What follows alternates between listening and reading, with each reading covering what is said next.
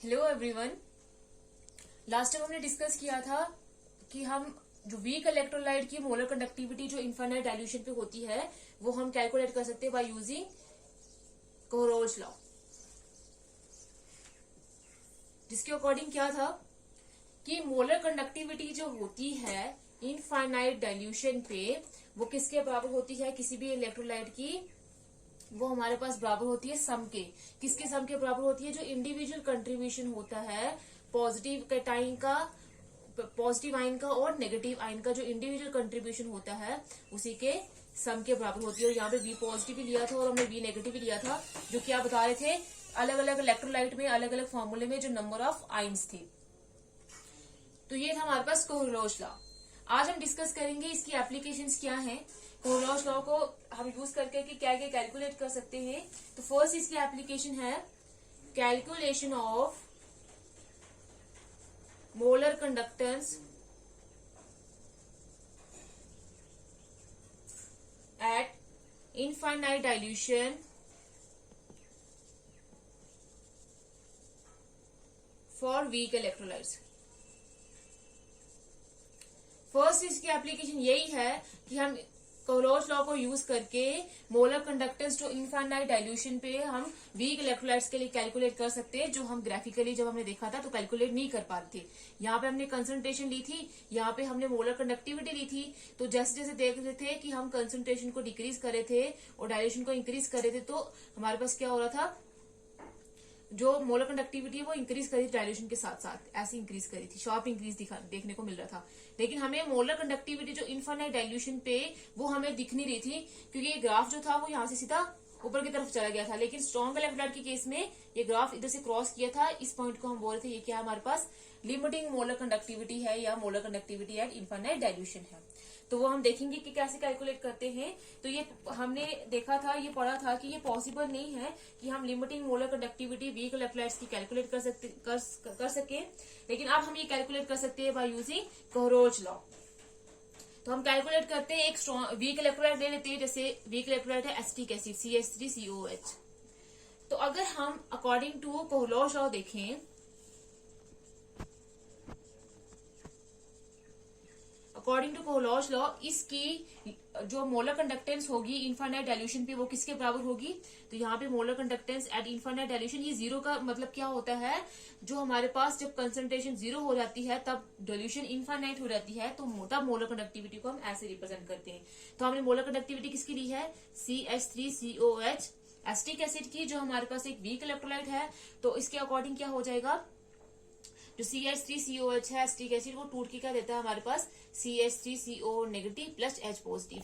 ये आ गया हमारे पास एक दो आयन्स, ये हो गया कैटाइन और ये आ गया एनाइन। तो इसी के जो इंडिविजुअल सम के जो मोलर कंडक्टिविटी होगी उसी के बराबर क्या होगी इसकी टोटल मोलर कंडक्टिविटी। तो ये आ जाएगा, आयन की मोलर कंडक्टिविटी को हम इस लैम्डा से रिप्रेजेंट करते थे, तो ये आ जाएगा lambda not CH3COO negative plus lambda naught CH positive. इसके इंडिविजुअल, इसके सम के जो ये इंडिविजुअल कंट्रीब्यूशन होगी, जो इनकी इंडिविजुअल मोलर कंडक्टिविटी होगी इनफाइनाइट डाइल्यूशन पे, उसी के सम के बराबर होगी ये, अकॉर्डिंग टू कोहरोज लॉ। अब हम इसको देखते हैं कि कैलकुलेट कैसे कर सकते हैं। तो अब हमें ये टूट कर कौन सी आयन दे रहा है? एसिटेट आयन और H positive ion, hydrogen ion.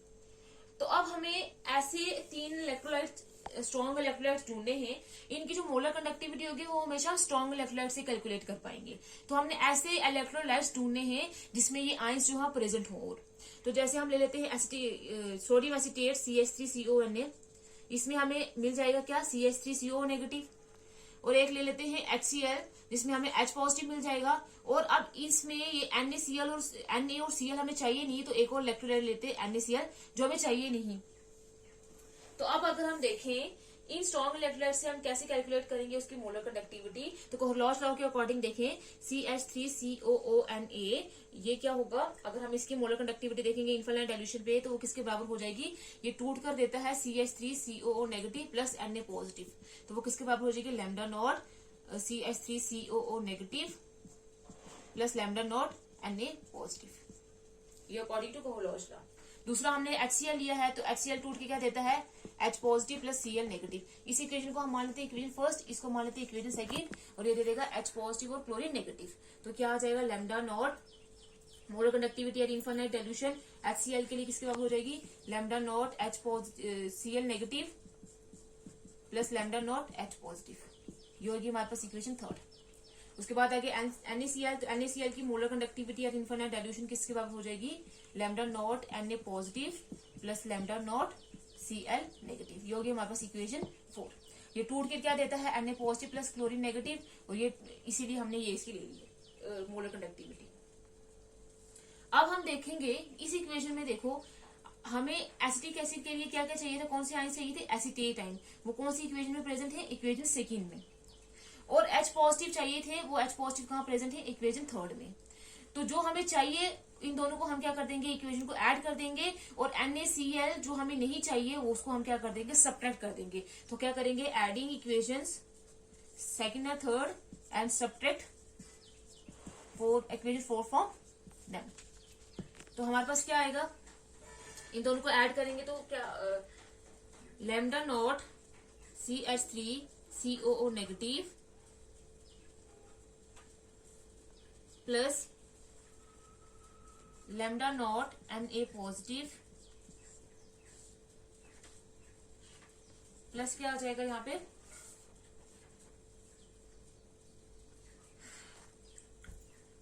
Lambda naught Cl negative plus lambda naught H positive. उसके बाद माइनस क्या करना है, इक्वेशन 4, तो आ जाएगा lambda not Na positive plus lambda naught Cl negative. इसको हम अगर देखेंगे तो ये सेम रहेगा, lambda naught CO negative lambda naught Na positive plus lambda naught chlorine negative lambda naught H positive. अब ये अंदर ब्रैकेट के अंदर मल्टीप्लाई होगा माइनस, तो आ जाएगा lambda not Na positive plus minus minus lambda naught Cl negative. अब ये प्लस का Cl और ये माइनस का Cl कैंसिल, ये माइनस का Na पॉजिटिव और प्लस का Na पॉजिटिव कैंसिल। तो हमारे पास क्या बचेगा, lambda naught CH3CO negative plus lambda naught H positive. ये हमारे पास बच गया। अब अगर इक्वेशन फर्स्ट से देखें तो वो हमारे पास किसके बराबर होता है, is equal to molar conductivity infinite dilution of acetic acid. तो हमने ऐसे जो है वो कैलकुलेट कर सकते हैं किसी के भी वीक इलेक्ट्रोलाइट की molar conductivity from strong electrolyte by using Kohlrausch law. अब अगर हम देखते हैं इसकी एक एग्जांपल लेते हैं कि कैसे हम कैलकुलेट कर सकते हैं। एग्जांपल लेके देखते हैं।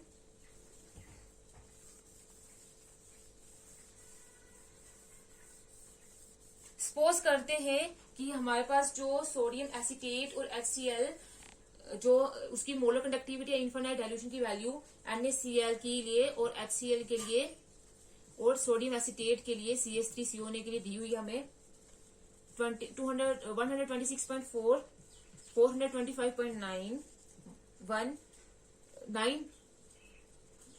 425.9 और उसके लिए दिया 91 Simon centimetre square mole inverse, या इसको हम लिख सकते हैं ohm inverse centimetre square mole inverse. ये हमें मोलर कंडक्टिविटी तीनों की दी हुई है। तो अब हम इससे एसिटिक एसिड की कैसे कैलकुलेट करेंगे, यही हमने ये अगर ऐसे करेंगे तो लास्ट में हमारे पास ये बचेगा।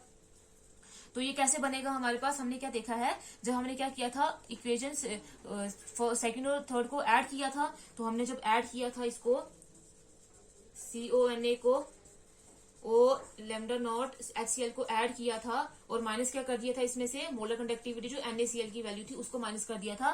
तो हमें क्या मिल रहा था एंड में, जो एसिटिक एसिड था ये मिल रहा था। तो अब देखेंगे इसकी वैल्यू क्या है हमारे पास, CH3CONA के लिए 91 ये दी हुई है इसकी 91 वैल्यू, प्लस HCl के लिए क्या दी हुई है 425.9 माइनस NaCl के लिए क्या दी हुई है 126.4। तो अगर हम इसको कैलकुलेट करेंगे तो कैलकुलेट करके आ जाएगा हमारे पास क्या 390.5 Simon centimetre square mole inverse. तो ऐसे हम किसी भी वीक इलेक्ट्रोलाइट की, ये हमारे पास किसकी हो जाएगी मोलर कंडक्टिविटी किसकी, वीक इलेक्ट्रोलाइट की एट इनफाइनाइट डाइल्यूशन। तो वो हम ऐसे कैलकुलेट कर सकते हैं। ये थी इसकी फर्स्ट एप्लीकेशन। अब नेक्स्ट जो इसकी एप्लीकेशन ये है,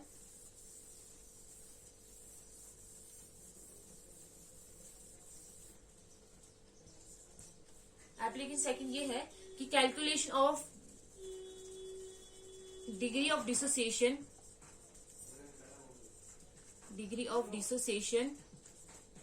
ऑफ वीक इलेक्ट्रोलाइट्स। अब हम वीक इलेक्ट्रोलाइट के केस में डिग्री ऑफ डिसोसिएशन भी कैलकुलेट कर सकते हैं बाय यूजिंग कोहलरोज लॉ। वो कैसे? वीक इलेक्ट्रोलाइट के केस में 100% डिसोसिएशन नहीं होती है, 100% डिसोसिएशन नहीं होती है, तो उसमें कितनी डिसोसिएशन होती है तो वो हम कैलकुलेट करते हैं बाय डिग्री ऑफ डिसोसिएशन।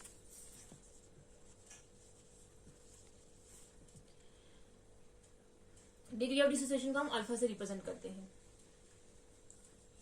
और मतलब मोलर कंडक्टेंस जो होगी वीक इलेक्ट्रोलाइट की वो किसके ऊपर डिपेंड करेगी? डिग्री ऑफ डिसोसिएशन पे।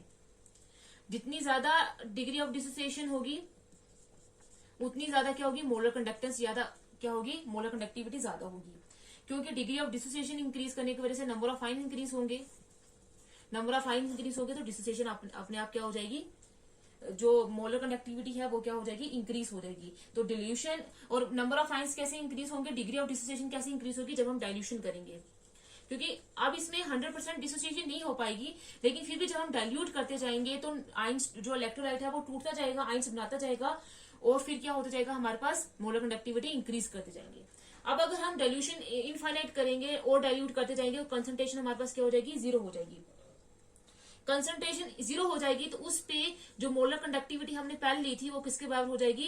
इन molar conductivity eight infinite dilution के बराबर हो जाएगी। जो हमने किसी कंसंट्रेशन सी पे ली थी अब वो किसके बराबर हो जाएगी? जब कंसंट्रेशन जीरो को अप्रोच करेगी तो वो कंसंट्रेशन यहाँ पे जीरो आ जाएगी और आ जाएगी molar conductivity eight infinite dilution. तो यहाँ पे ये लैम्डा सी एम किसके बराबर है? मोलर कंडक्टेंस एट सॉल्यूशन की एट एनी कंसंट्रेशन, और ये है लैम्डा 0 एम या लैम्डा नॉट एम है molar conductance at infinite dilution. तो डिग्री ऑफ डिसोसिएशन हम कैसे कैलकुलेट करेंगे? वो किसके बराबर होता है? Lambda C upon lambda not M.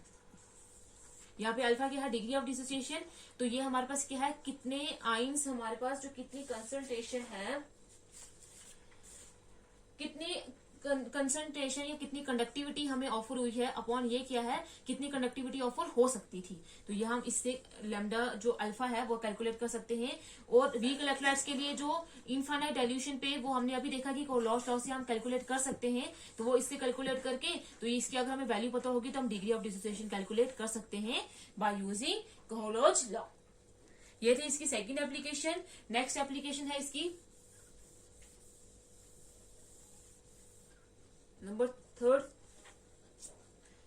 Calculation of dissociation constant, calculation of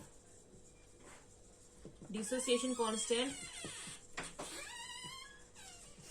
of weak electrolytes.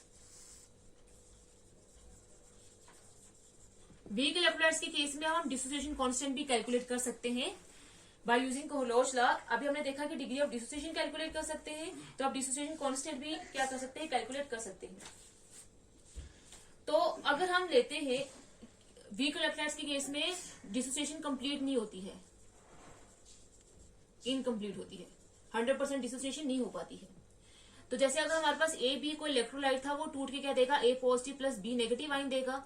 तो इसमें 100% डिसोसिएशन नहीं होगी, तो थोड़े टाइम के बाद क्या होगा? ये जो आयंस हमारे पास बने होंगे वो वापस से क्या करेंगे? कंबाइन करके ए बी इलेक्ट्रोलाइट बना देंगे। मतलब ये रिवर्सिबल रिएक्शन होगी और एक इक्विलिब्रियम आ जाएगा। इक्विलिब्रियम आ जाएगा किसके बीच में? डिसोशिएटेड और अनडिसोशिएटेड आयंस में क्या आ जाएगा? इक्विलिब्रियम आ जाएगा। किसके केस में? वीक इलेक्ट्रोलाइट्स के केस में। और अगर इक्विलिब्रियम आएगा तो मतलब इक्विलिब्रियम कांस्टेंट भी होगा, और उसी इक्विलिब्रियम कांस्टेंट को तब हम डिसोसिएशन के केस में बोलेंगे डिसोसिएशन कांस्टेंट वीक इलेक्ट्रोलाइट्स के लिए। अब इस डिसोसिएशन कांस्टेंट को हम कोहलरोज लॉ को यूज करके कैसे कैलकुलेट कर सकते हैं?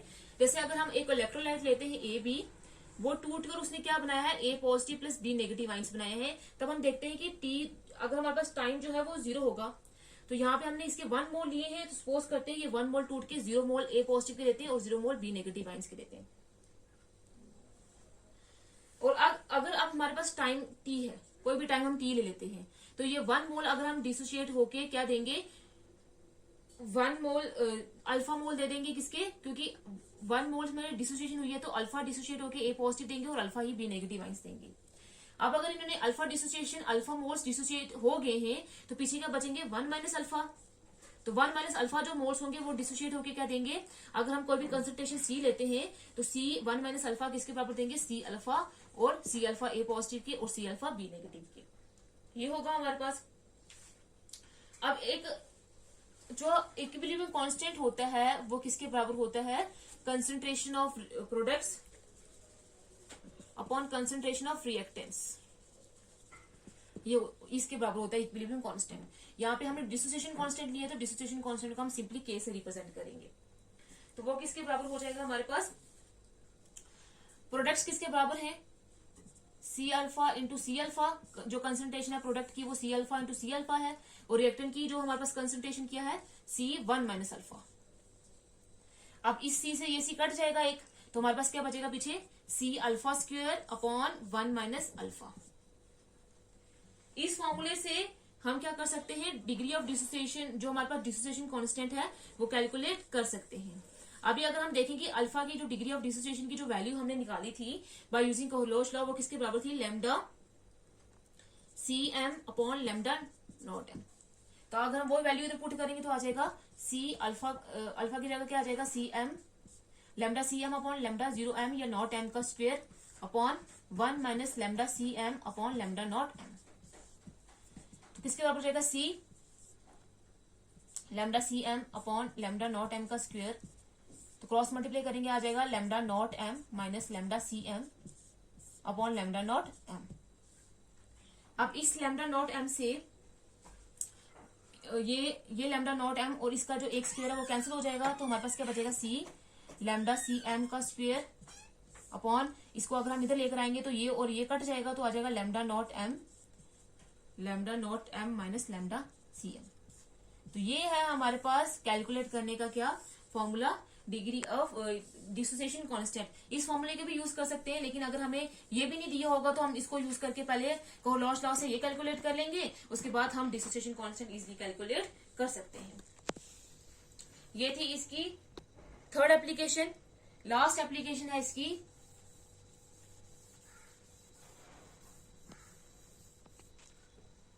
Application number 4, calculation of solubility of sparingly soluble salts। Sparingly soluble salts वो होते हैं जो कम सोल्यूबल होते हैं। सोल्युबिलिटी क्या होती है कि किसी भी सोल्यूट की वो कितना डिजोल्व हो सकता है सॉल्वेंट में, वही उसकी होती है सोल्युबिलिटी।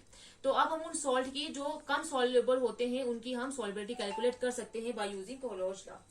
जैसे हमारे पास सोल्युबल सॉल्ट्स होते हैं, स्पाइनली सोल्युबल सॉल्ट होते हैं silver chloride, lead acetate, barium sulphate, ये वाटर में बहुत ज्यादा कम डिजोल्व होते हैं। तो बहुत कम डिजोल्व होंगे तो मतलब ये क्या होंगे, सोल्यूशन को हम इन्फिनिटली डिल्यूट मानेंगे, क्योंकि अगर कम डिजोल्व होंगे तो उसमें सोल्यूट की इलेक्ट्रोलाइट की कंसंट्रेशन कम होगी, तो कंसंट्रेशन कम होगी तो डिल्यूशन क्या होगी, ज्यादा होगी, तो हम उसको मानेंगे कि वो सोल्यूशन क्या है, इन्फिनिट क्या है, डिल्यूट है। तो हम क्या कर सकते हैं, अब इसकी अब तब क्या करेंगे, जब इन्फिनिट डिल्यूट होगा तब उस सॉल्यूशन की हम क्या करेंगे, कंसंट्रेशन को मानेंगे हम क्या, उसी की क्या है सॉल्युबिलिटी। तब हम उसी जो कंसंट्रेशन होगी उसी को सॉल्युबिलिटी मानेंगे। तो अगर हम क्या करेंगे, स्पेसिफिक कंडक्टिविटी की वैल्यू, कॉपर की वैल्यू, और अगर हमें लैम्डा नॉट एम की वैल्यू, मोलर कंडक्टिविटी और इन्फिनिट डाइल्यूशन की वैल्यू पता होगी तो हम सॉल्युबिलिटी इजिली कैलकुलेट कर सकते हैं। अगर हम मोलर कंडक्टिविटी की बात करें तो वो हमारे पास किसके बराबर होता है, कापा इंटू में 1000 अपॉन मोलरिटी।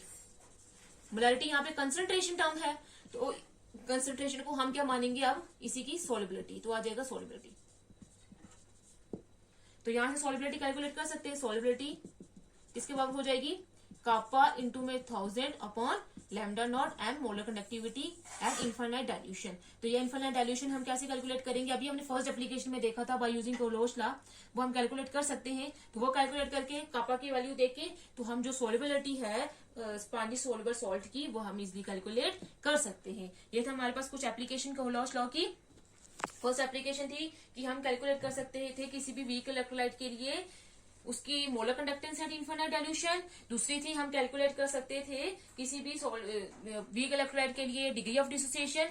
नंबर थर्ड थी हम alpha degree dissociation constant calculate कर सकते थे। और नंबर फोर्थ है हमारे पास कि हम सॉल्युबिलिटी किसी भी जो प्राइमरी सॉल्युबल सॉर्स होते हैं उनकी सॉल्युबिलिटी भी कैलकुलेट कर सकते हैं।